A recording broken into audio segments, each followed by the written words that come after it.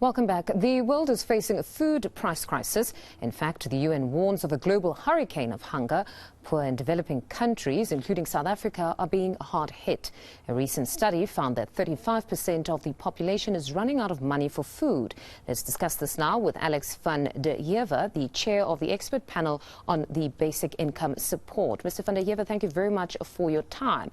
Now, you know, the percentage of people who go to bed on an empty stomach is really concerning. Be it as a result of conflict in various regions, climate change or poverty. It's just worrying. But even more worrying is the back and forth that we've seen of late around the qualification criteria for that 350 social relief of distress grant. What do you make of all that's transpiring or unfolding right now? The risk that society faces in a country like South Africa in relation to sort of basic access to basic income and basic access to sort of basic requirements for survival is severe and is related to a number of different risks that are going to always be with us. So there is always an issue about how to provide continuous, ongoing basic support to people. That's largely the reason for something like a basic income support structure, because many different things can go wrong at different times. And you can't always be sure what crisis is going to hit. So you can't leave families, particularly the most vulnerable, exposed to contingent risks that are going to frequently occur, but you're not sure which one is going to occur. So this is part of the issue in South Africa.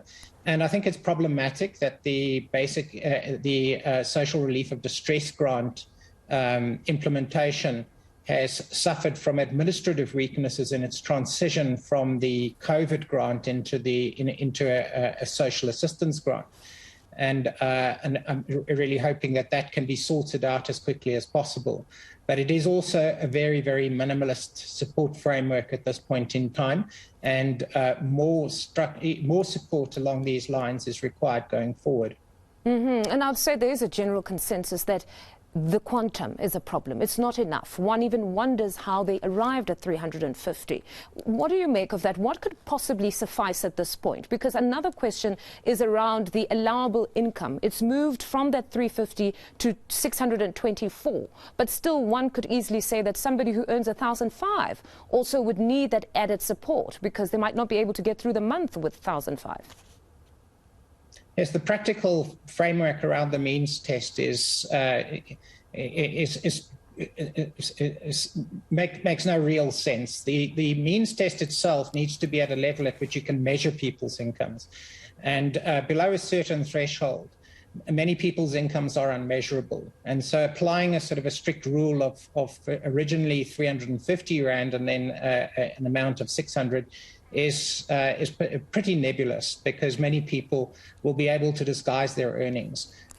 But part of it has been that Treasury imposed quite strict restrictions on this transition to the COVID SRD grant, because they restricted the overall allocation to 44 billion.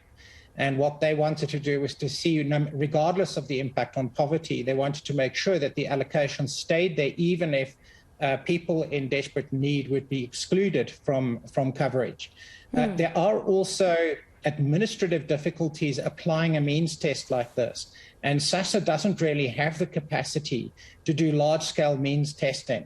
And when you place this kind of very low value means test on the system, it becomes incredibly difficult to administer. So I think there are lots of issues that need to be resolved here. But I would have certainly thought that they should prioritize getting income to vulnerable families rather than worrying about, let's say, expenditure at the margin. But do you get a sense, though, that government is truly invested in putting together a program that will challenge the structural foundation of inequality and the economic stagnation that we're currently faced with? I think parts of government are. I'm not sure that all of government is. I mean, I think that there's always been a struggle for a considerable amount of time, even from when I was part of the Taylor Committee of Inquiry, in which there's been massive ideological opposition to the idea of income support to the most vulnerable households in South Africa. The idea that you give money for nothing, so to speak, appears to be ideologically problematic for many people. The issue is that this is many people in society are incredibly important in contributing to society and also require income to enable their effective participation. This income support is not for nothing. And so this has been the reason why there has never been unequivocal support from all of government for such a program. But I think that it goes wider than that. I mean, we haven't really invested properly in the institutions that allow for effective for effective basic support in a number of different areas, including this income support. And if we had more efficient structures in place, we would be able to provide more stable, continuous support, more effective support. So this partial commitment is problematic. It honestly baffled me from the onset that there'd be those that were opposed to it, saying it's just an income for nothing, because many those from the labor formation have consistently said that it would stimulate the economy and allow for production to continue and that there'd be more jobs. It stabilizes economic demand, it smooths it. It also is really just a restructuring of consumption in South Africa. So instead of having incredibly rich people spend a certain amount of money, a large number of relatively poor people spend it. So it's really a redistributive expenditure. It's actually a healthier, more balanced structure of consumption in society. And what we get for that is a more stable society and people who are able to contribute. Now, regardless of your income, regardless of how wealthy your household is, there's a point in time at which all of us have been receiving support for nothing. I've received it. Everybody that I know has received it. We received it from our parents. We received transfers from other people, from government. Everybody gets support. Everybody does. And the idea that somehow this kind of allocation is not productive is nonsense. Our society, nobody is basically going to exclude themselves from society and sit and do nothing for 350 Rand a month.